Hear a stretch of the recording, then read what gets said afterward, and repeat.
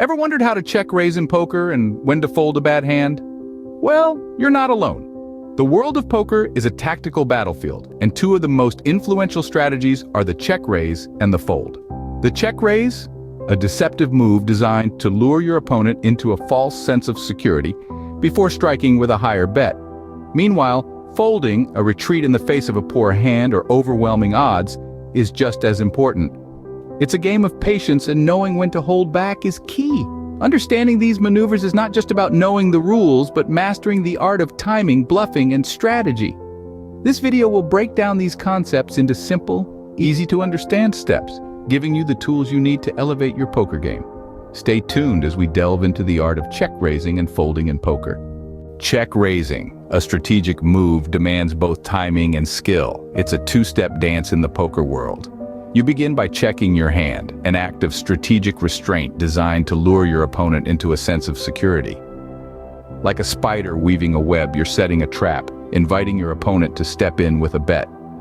Once they've taken the bait, the second step comes into play, the raise. This is where you turn the tables, revealing your strength and forcing your opponent to confront a difficult decision. Do they call, raise, or fold?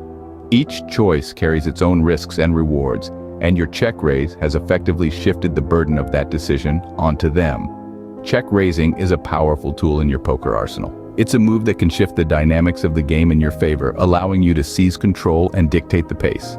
It's a statement, a declaration of intent that can leave your opponents second-guessing their strategies. But like any tool, its effectiveness depends on how and when you use it.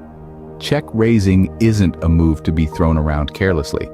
It requires a keen sense of timing, an understanding of your opponents, and the ability to read the game. Mastering check raise can indeed give you an upper hand in poker. But remember, timing is key. Knowing when to fold is just as important as knowing when to raise. There's an undeniable truth to this statement. In the world of poker, it's not just about the hands you play, but also about the hands you decide not to play. The art of folding, although it may seem passive, is actually a strategic move that can save you from significant losses. Consider this scenario: you've been dealt a bad hand. You might be tempted to hold on, hoping for a miraculous turn of events on the flop. But the reality is, if you don't pair up on the flop, it's probably best to fold if someone bets. This is not a sign of defeat, but a tactical retreat.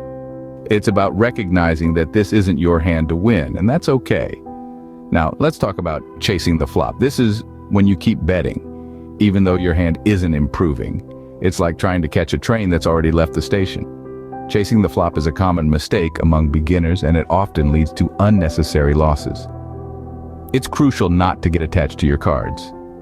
Just because you've invested in the pot doesn't mean you should throw good money after bad. Remember, folding isn't admitting defeat. It's about playing smart. A good poker player knows that winning isn't just about the hands you play, but also the hands you don't. Folding at the right time can save you from significant losses. It's all about playing smart. So we've learned about check raising and folding in poker, but how do we put it all together? Well, we kickstarted our journey by understanding the essence of check raising. Remember, it's a brilliant strategy to bait your opponents, making them think they have the upper hand, only to switch the game in your favor. It's the art of deception, cleverly disguised as weakness. Then we delved into the art of folding. Knowing when to hold them and when to fold them is crucial.